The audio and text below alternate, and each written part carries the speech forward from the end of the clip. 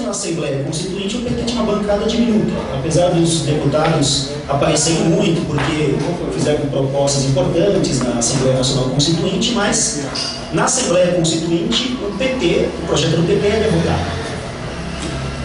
Esse período de ascensão do movimento de massas, ele termina com a formação da Frente Brasil Popular, em 89, e com o que foi uma derrota eleitoral.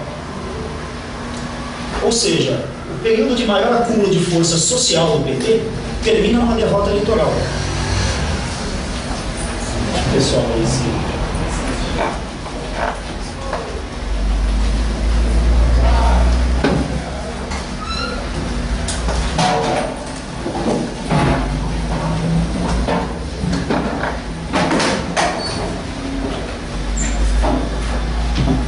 eu até faço, quando eu faço debates aí na USP, em outros lugares, eu faço uma comparação, né, entre a história do Brasil de 80 até 2002 com um livro do Marx, que é o Sonho do Brumário de Luiz Bonaparte.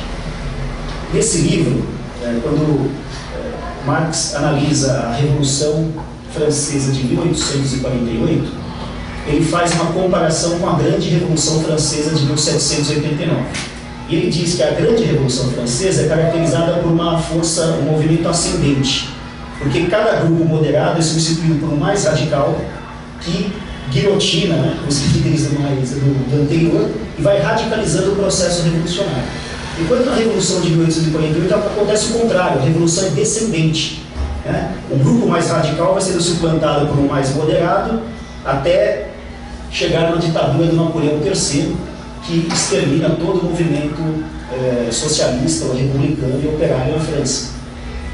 Eu diria que nos anos 80 nós temos de fato uma linha ascendente da história do Brasil, uma aceleração da história. Por vários motivos que depois a gente pode discutir mais aqui. Só que a partir de 89 ou de 90, né, com a posse do Fernando Collor de Mello, nós temos o movimento descendente. Agora, no movimento ascendente, o PT, portanto, acumula força social, mas é derrotado eleitoralmente. Vamos ver que no movimento descendente acontecerá ao contrário. Por quê? Porque apesar de ser o período de hegemonia do neoliberalismo no Brasil e na América Latina, é um período em que o PT cresce muito no plano institucional. Então eu diria que ele entra numa nova fase em que ele é um partido de oposição, agora não social, mas institucional, ou parlamentar. É o momento em que o partido cresce muito no Congresso Nacional, elege governadores, mais prefeitos em capitais e se torna cada vez mais um partido que tem que ser levado em conta nas instituições da República. Mas, no entanto, o que acontece no plano social? Essa é a questão fundamental. Eu não diria que isso se explica só pela dinâmica interna do PT, né? Eu falo bastante disso no livro, não vou falar agora. Eu queria dar mais ênfase ao que acontece na história do Brasil, como o PT se insere. Em primeiro lugar, o movimento sindical reflui, né, nos anos 90. Um símbolo disso foi a derrota da greve dos petroleiros, né, que foi literalmente esmagada, né, com carros de combate do Exército no início do governo Fernando Henrique Cardoso. Nós não assistimos mais greves gerais. Não assistimos mais comícios monstruosos como nos anos 80. Principalmente a partir de 95, 96, as ruas se esvaziam do ponto de vista da ação política. Claro, fazendo uma comparação com os anos 80. Há uma mudança fundamental em algumas categorias de trabalhadores que sempre foram vitais para o movimento sindical cultista. E eu me refiro especialmente a duas. Os metalúrgicos e os bancários vivem em empresas que passam por um processo de automação que faz com que a base sindical dessas duas categorias diminua muito. Não quer dizer que elas percam importância, mas elas já não têm mais o poder de mobilização que elas tinham antes. Nós temos também, nessas categorias e outras, o fenômeno da terceirização, que também enfraquece os sindicatos. plano dos católicos progressistas, né, que apoiavam o PT, nós temos o enfraquecimento do Dom Paulo Evaristo Arnes, da Arquidiocese de São Paulo, que é dividida, o crescimento maior dos movimentos evangélicos, com os quais o PT historicamente não tinha ainda uma boa capacidade de diálogo, né? E por fim, nós temos o declínio da militância. Porque um partido que se institucionaliza tão rapidamente, mesmo sendo um partido de massas, como era o PT, ele obrigatoriamente traz as suas lideranças populares para dentro do Estado. Na verdade, esse fenômeno a gente já tinha assistido no governo da Luiza Erundina em São Paulo.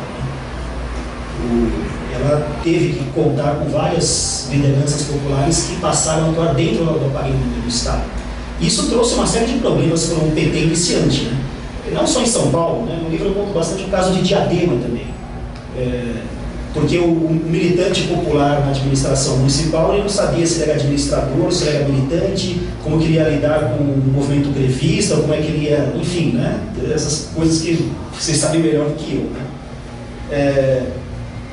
E nós temos também já um certo redirecionamento ideológico do partido, né? A partir do primeiro congresso do PT, há um certo tensionamento para que o partido defina finalmente, coisa que nunca definiu, o seu socialismo, né? Várias prefeituras do PT, elas não só cortejam o neoliberalismo, na minha opinião, como fazem privatizações, como foi o caso de Ribeirão Preto, com Antônio Palocci, também foi o caso de Londrina, isso já antes do governo Fernando Henrique Cardoso. Então, o PT passa a enfrentar novos problemas, para os quais ele não estava aparelhado no seu período de formação.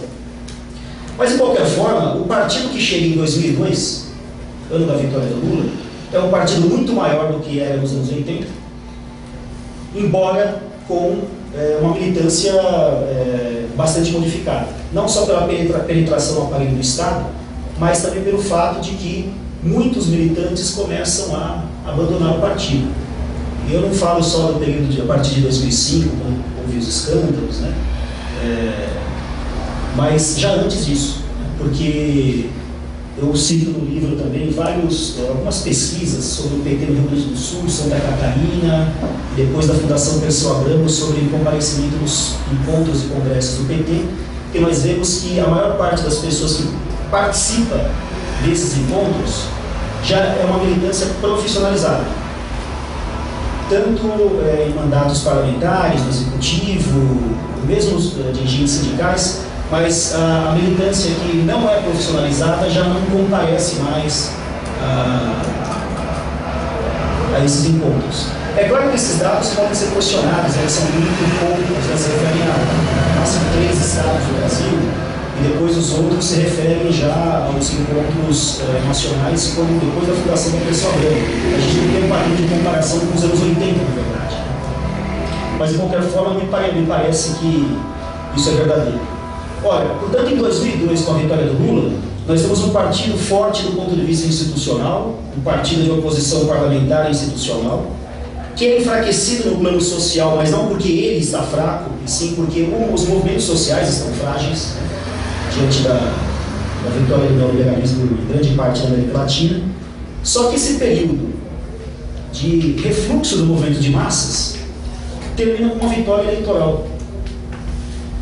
Então esse é o contraste que me parece mais vivo na história do Brasil nos últimos 30 anos, né? A história do PT. No período em que ele consegue captar mais força social, ele quase chega lá, mas não vence as eleições. E no momento em que ele é forte no plano institucional, mas o movimento social está em refluxo, o PT ganha. Isso, ao meu ver, terá muitos reflexos na vida do partido desde então, desde 2002. Ele se torna um partido de governo, porque tem responsabilidades fundamentais no governo, mas ele vai carregar consigo não só algumas mudanças ideológicas que ele sofre nos anos 90, mas o fato de que aquilo que empurrava o partido para posições mais radicais nos anos 80, refluiu nos anos 90. Então, o que eu quero dizer com isso, que fazendo uma história do PT, eu evitei, até quando eu comecei a escrever o livro, eu falei para um amigo, eu quero escrever um livro sem citar nenhum nome, coisa muito impossível. Mas por quê? Porque a ideia era... o problema não são decisões de dirigentes ou de certas direções do PT em alguns momentos. É claro que os dirigentes políticos têm responsabilidade, evidentemente, em várias coisas que o partido faz. Mas esses são fenômenos estruturais que o Brasil viveu, né, e que o PT viveu. E, portanto, o fato do PT ganhar em 2002, em circunstâncias como essas, não foi uma decisão da direção do partido. Foi um reflexo da história do Brasil nos anos 90. O neoliberalismo fracassa na América Latina. Isso é um dos motivos que dá a vitória para o Lula. Entretanto, o PT não passou incólume diante de uma década neoliberal. Essa é a minha opinião. Então, evidentemente, ele vive essa contradição. Ele vive até hoje. Eu não sei se... na verdade, o livro ele avança até 2010, né, mas eu não quero falar muito do período recente, porque como historiador eu me sinto mais à vontade no período mais para trás. Acho que eu vou parar por aqui, mas se vocês quiserem debater as coisas mais atuais, eu estou disposto a fazer. Muito obrigado.